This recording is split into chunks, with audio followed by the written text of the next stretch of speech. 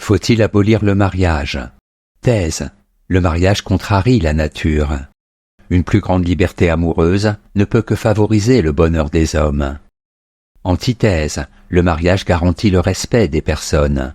Aux éphémères élans de la chair doit succéder une mutuelle tendresse.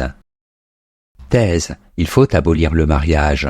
En effet, il n'est pas raisonnable de penser que l'on puisse fonder une union durable sur une passion éphémère. La sexualité humaine ne se satisfait pas d'un seul objet d'amour. Le mariage fait le malheur des hommes. Premier argument. Le mariage tue l'amour. L'amour ne se soumet à aucune règle. C'est ce qui fait son charme. Il naît et meurt indépendamment de notre volonté. À la fois perspicace et réaliste, Christine de Suède écrit « Il n'y a pas de mariage heureux, parce qu'il est presque incompatible avec l'amour. » Ce n'est pas le mariage qui inspire le poète, mais bien les ardentes passions. Deuxième argument. Le mariage est contre nature. Diderot, dans Supplément au voyage de Bougainville, fête les mœurs libérales des Tahitiens, lesquelles, contrairement à celles des sociétés occidentales, ne contraignent pas la nature. La vie est mouvante, le désir est changeant, l'amour capricieux. Le mariage, qui s'inscrit dans la durée, brise l'essence même de la vie, laquelle est un incessant devenir. Troisième argument. Le mariage est une institution répressive.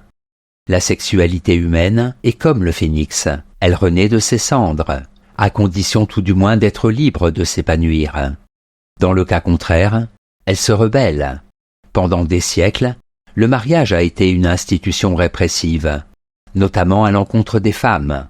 Or, comme l'ont montré des penseurs tels que Reich ou Herbert Marcuse, une vie amoureuse brimée engendre angoisse, mal-être, violence.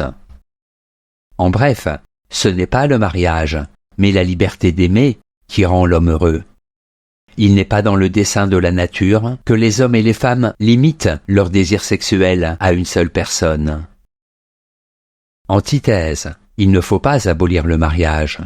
En effet, l'homme n'est pas un animal que gouvernent ses seuls instincts.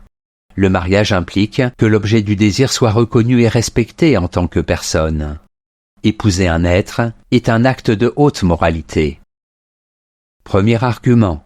Le mariage fait la grandeur de l'homme. L'homme qui se laisse dominer par ses désirs n'est qu'un être dépravé.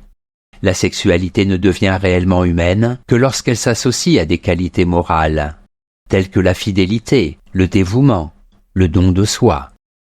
Hors mariage, la quête du plaisir pour lui-même rabaisse l'homme. Deuxième argument.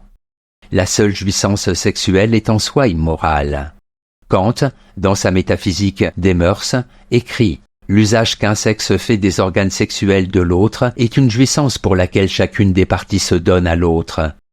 Dans cet acte, un être humain fait de lui-même une chose, ce qui entre en contradiction avec le droit de l'humanité dans sa propre personne. » Troisième argument. Le mariage moralise l'amour.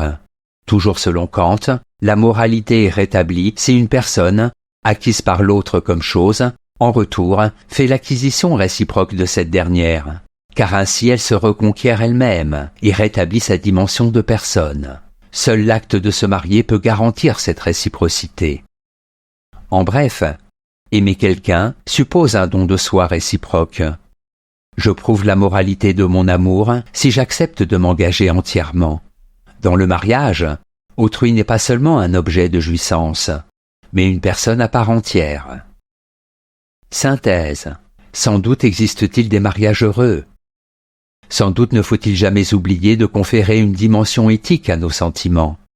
Aimer une personne, puis la répudier, alors qu'elle nous aime encore, tout simplement parce qu'il nous plaît d'en désirer une autre, c'est purement et simplement la nier.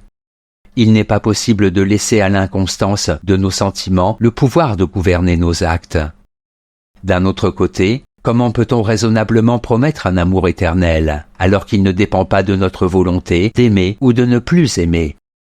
En fait, le problème n'est pas d'abolir ou de ne pas abolir le mariage, mais de soumettre nos passions, nos sentiments, nos désirs au jugement de notre conscience morale.